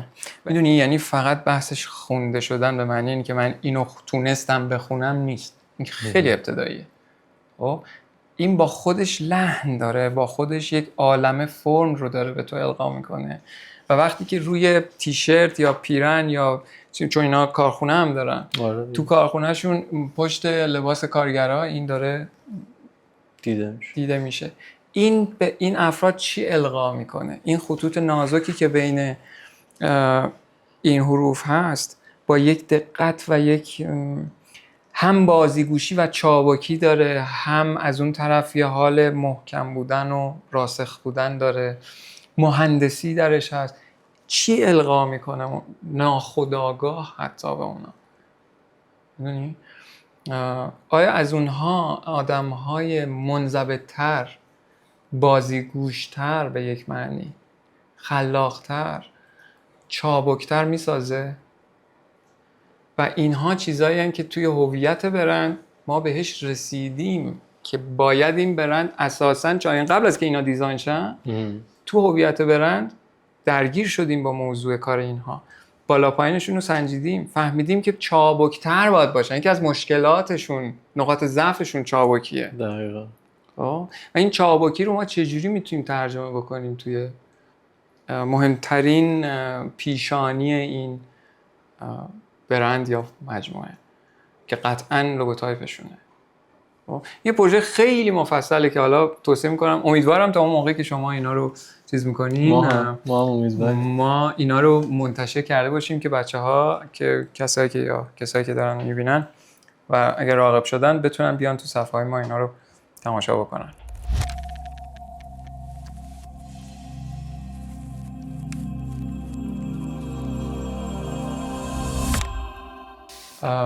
این یک پوستر برای نمایشگاه همین برند توی نمایشگاه سالانه ایران پلاست. مثلا این سال در واقع دومیه که ما یعنی 2 سال از طراحی این هویت و استفاده شدنش و نفوذ و رسوخش توی شاکله‌های مختلف این برند میگذره و این پوستر در واقع اینم یک پوستر A3 هست که حکم چیزام داره. آره 2 طرف از حکم بروشور هم داره و پشتش هم محصولاتشون داره اینجا معرفی میشه که خیلی خلاصه. مثلا این تا میشه، این نسخه تا نشدهشه در واقع که اینم با همون شیوه کار چند لطیه چیز که نشون دادم. آره اینم روی این ورق یا این ورق میتونه تا بخوره و اسم پلیمر رو داره با خودش، اسم شرکت رو. دست من بدم که ما توی این هولدینگ با یک برند دیگه هم کار کردیم که اونها توی حوزه قطعات پلیمری خودرو فعالن، مرتبط با این هولدینگن. یعنی خود پلیمر پیشرفته دانا یه بخشی از هولدینگ داناست و دانا و اسپار یه شرکت زیر مجموعه دیگه است که مستقله ولی فضای بسیار جالبی داره. اینها 20-25 سال سابقه کار دارن و با اون هویت قبلیشون چندین سال کار کرده بودن. لوگوشون رو ما صرفا یه ریدیزاین کوچولو کردیم در راستای انتظام بیشتر، اما لوگوتایپی که براشون طراحی کردیم لوگوتایپیه که به نسبت اون کمتر گاز میده یا چیزایی، ولی باز چالش‌های خاص خودشو داره و یک فضایی که مثلا اینجا خیلی برای من مطرح بود، برای اینکه برای مدیر عامل این مجموعه مطرح بود، فضای ایرانی بود که چه شکلی میشه ایرانی بود. این یه بحث خیلی بزرگه و منم حالا خیلی شعار زده نمیخوام اصلا بهش بپردازم، ولی چالش اصلی توی این پروژه‌ای که من تو حوزه صنعت دارم انجام میدم عملاً ارتباط صنعت و هنر یا دیزاین ایرانی با هم بوده. چه شکلی این دو رو میشه با هم وصل کرد. یک زمانی تو تاریخ اینا با هم وصل بودن. میدونی چرا الان از هم سوا افتادن؟ چرا الان سلیقه هر شرکت صنعتی یه دیزاین سوئیسی مینیماله مثلا که شبیه به اروپایی ها بودن، هنرهای زیبا و هنرهای کاربردی با هم دیگه موازی پیش میرن. دقیقاً. الان کلا از هم دیگه فاصله گرفت. مثلا تو فکر کن که این فضایی که اینها یه فضای بسیار صنعتی دارن، این سربرگ رو الان دارن استفاده میکنن، این اسلیمی داره یک جاهایی براشون واقعا کار میکنه به پیشنهاد ما و با استقبال اونها. و امیدوارم که این مجموعه چون از این دیزاین داره چیزی نزدیک به 1 سال شاید میگذره، امیدوارم که همون مسیری که پلیمر پیشرفته هم طی کرد و این مجموعه هم طی بکنه. مثلا اینی که نقره‌ای توی این دیزاین وجود داره، نمیدونم توی تصویرهای شما بیفته یا نه، یا مجموعه پاکت هایی که ما برای اینها دیزاین کردیم. دوباره اون فضای صنعتی رو وصل کردن به فضای بومی و ایرانی. چرا اساساً خوبه که اینها ورود بکنن؟ مثلا ما برای اینها حتی طراحی بسته‌بندی هم انجام دادیم برای فیلتر بنزین. خب یعنی یک قطعه‌ای که فقط دارن مکانیکا و افراد و کارگرایی که توی حوزه چیزن باهاش چیزن، اینا همشون بیزنس‌های بی تو بی ان. خب حتی دست فیلتر بنزینی شاید دست مردم عادی هم بره به این معنی که بخوان انتخابش کنن، ولی عمدتاً شاید بالغ بر 80-90% دارن مغازه‌دارا اینها رو چیز میکنن، استفاده میکنن. واقعاً جای ورود کردن این فضاها اونجا خالیه. و اگر تو بگی که اسلیمی یعنی شعر و ادبیات، به نظر من خیلی کم تو داری تقلیلش داری میدی. اون هم هست، ولی آیا ما تو روزمره‌مون اساسا من به تو اینو بگم، ما اصلا تغزلی فکر میکنیم. نوع فکر کردن ما خیلی جاها تغزل، حتی صنعتگری هم که کردیم در طول تاریخ شاعرانگی درش هست. و چه دلیلی داره؟ حالا چون آلمان اگه قطعه تولید میکنه خیلی منطقی و واضحه به قول خودشون، حتما ایران هم باید مثلا یک همچین کاری بکنه تا موفق باشه. یا ژاپن اگر اون شخصیت رو داره حتما اونه. آیا دقت مخالفت داره با دقت به معنی پرسیژن، یعنی دقیق بودن یه مثلا قطعه یا مهندسی کردن، آیا این تداخلی داره با شاعرانگی به معنی عامش یا کلیش؟ نمیشه حدودی رو تعریف کرد. وقتی تو یه چاقوی زنجان قدیمی یا یه چاقوی قاجاری یا صفوی رو باز میکنی، یا تفنگ خیلی خوبیه، چاقوی خیلی خوبیه، کاربردش سر جاشه، ولی برو ببین چجوری این دکوریت کردن، چجوری دکوریشن هم اسمش نیست، حتی چجوری مزهش کردن، چجوری اینو بهش روح دادن، جوری که تو بخوای اینو پر شال کمرت ببندی، باهاش رابطه بگیری. روش یه شعر استعاری باز نوشته. میدونی باز داره میگه این تفنگ نه اون تفنگه، تو هم نه اونی، همه اینا یاد نره قصه است. یه هم چیزی روش هنر و شعر رو تزریق کرده به آهنگ سرد، جهان بینی دیگه. آره اینا رو خب کارش نمیشه، مگر اینکه تو به این نتیجه برسی که ما نباید این کارا رو بکنیم و اون جهان بینی رو باید دور بریزیم که من با تو همراه نخواهم بود. هر کسی همراهه. تیکه بزرگی از همون کنده میشه اسم کنم و پر کردن. آره مثلا مزه دنیا از بین میره. من سر این حرفایی که دارم میزنم اینو رندانه وصلش کنم به موضوع بعدیمون. یکم برای خودم نوشابه باز کنم رندانه. آره این نگاه و معرفت ایرانی رو، این جهان بینی رو در اشیا چجوری میشه زنده کرد و من شیفته انجام این کارم. و برای اینکه بتونم این کار انجام بدم احساس کردم که باید یه پروژه مجزای برند دیگه‌ای رو خودم فاند بکنم و تعریفش بکنم. اسمشو گذاشتم محو. اون چیزاست رو میتونیم خلوت‌تر کنیم و یک وله ببینیم و برگردیم تا ببینیم محو چی برامون آورده. تخت گاز داشتم میرفتم. نه اوکی برو بریم ادامه میدیم. خب برگشتیم به پروژه محو. قبلش من از بچه‌ها درخواست کنم که لایک، کامنت و سابسکرایب اگه تا اینجا ماجرا اتفاق نیفتاده دیگه الان وقتشه و ما میتونیم قبل از محو این کارو داشته باشیم و علی اصلی و پروژه محو. تا لایک نکنن من ادامه میدم. خب این قول ازشون میگیریم که این اتفاق افتاده. زنده باد. آره پروژه محو خیلی سریع بگم. تگلاینش هست تاباوری رنج هستی به شیوهی اینجایی. آره من دوست داشتم که اون زمانی که تو طراحی اون برهه‌ای از ایران که در طراحی اشیا یا وسایل این معرفت ایرانی و جهانبینی ایرانی متبلور بود رو دوباره ببینم. یعنی دوباره احساس کنم که چون ما از بعد از مدرنیسم این اتفاق برامون کلا نیفتاده، یه چیزای دیگه رول مدلمون شده و با اونا داریم کار میکنیم و اینا، و دوست دارم که واقعا در حد خودم این فضا رو تجربه بکنم و از موضوعای آسونتری شروع کردم، ولی این یه پروژه‌ای که قطعاً باید ادامه پیدا بکنه و اون ایده هایی که من دارم رو بتونم به ظهور برسونم. قطعه اولی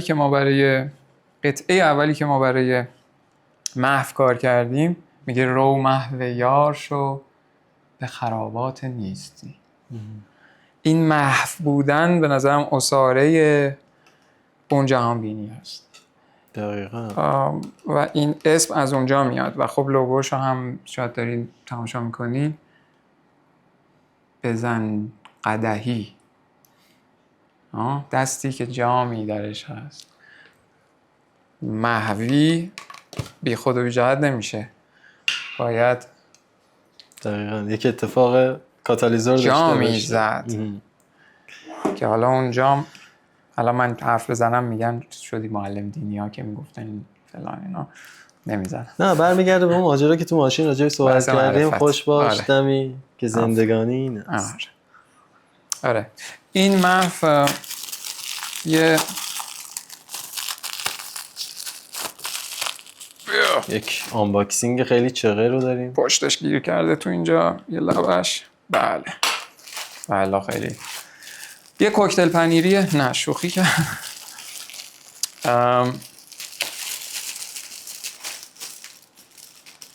حتی انتخاب این متریال برای این با یک فکری هست. حتما.